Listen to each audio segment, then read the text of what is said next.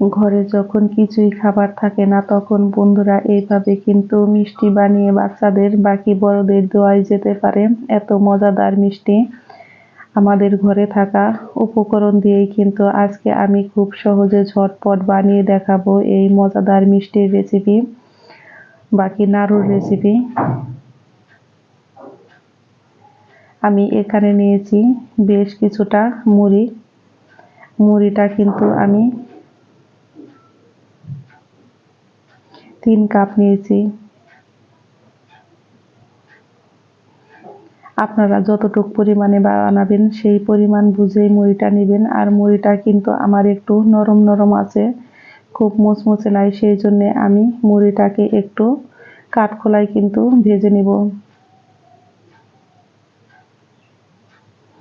চুলায় একটা কড়াই বসিয়ে দিয়েছি। কড়াইতে আমি মুড়িগুলো দিয়ে এখন আমি বেশ কিছুক্ষণ একটু কাঠখোলায় ভেজে নিব।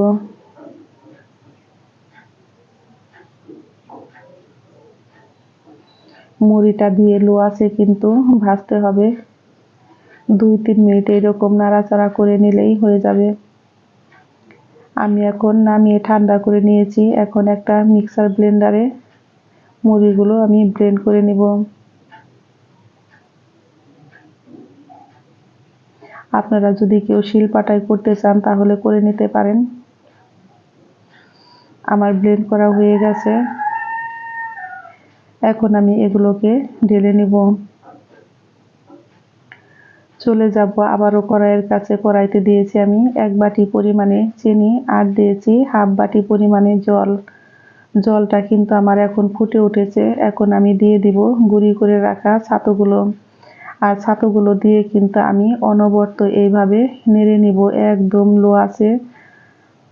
আঁচটাকে কিন্তু কোনো রকম বাড়ানো যাবে না।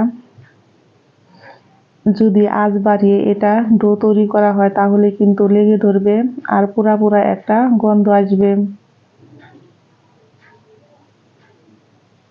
এখন আমি দিয়ে দিব 1 বাটি পরিমাণে ঘন জাল করে রাখা দুধ। দুধটা দিয়েও কিন্তু আমি অনবরত নাড়তেই থাকবো। এইভাবে অনবরত নেড়ে চেড়ে আমি তৈরি করে নিব।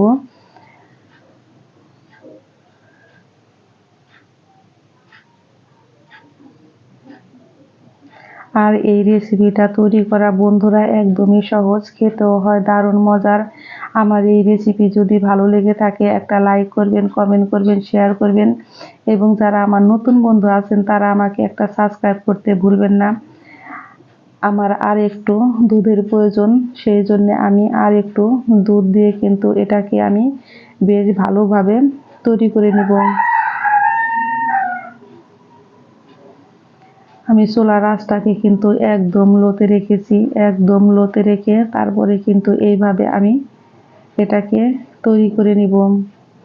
আমার এটা তৈরি হয়ে গেছে। এখন আমি দিয়ে দিব গুঁড়ি করে রাখা কিছু ভাজা বাদাম।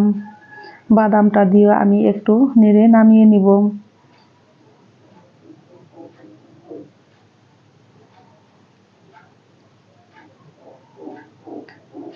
মুড়ির নাড়ু বাকি মিষ্টিটা খেতে হয় দুর্দান্ত মজার। এইভাবে একবার হলো বাসায় তৈরি করে খেয়ে দেখবেন। আর বাচ্চারা বড়রা তো সকলেই ভীষণই খুশি হবে। আমি এখন চুলায় থেকে নামিয়ে নিব। নামিয়ে হাতে একটু ঘি মাখিয়ে কিন্তু আমি এইরকম একটু সবগুলো ডোতে একটু চেপে চেপে নিব। এখন হাতের সাহায্যে আমি লম্বাভাবে শেপ করে নিচ্ছি। আপনারা যদি কেউ গোল গোল করতে চান তাহলে করতে পারেন। আমি সমস্ত নাড়ুগুলো এখন রেডি করে নিব।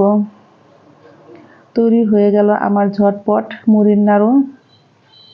সকলেই ভালো থাকবেন, সুস্থ থাকবেন। আমি আবারও ফিরব নতুন নতুন কোনো রেসিপি নিয়ে। সকলকে জানাই আমি অসংখ্য ধন্যবাদ। আমি এইভাবে সমস্ত মিষ্টিগুলোই তৈরি করে নিব। মিষ্টিগুলো কিন্তু একটু গরম থাকতে থাকতে তৈরি করে নিতে হয়।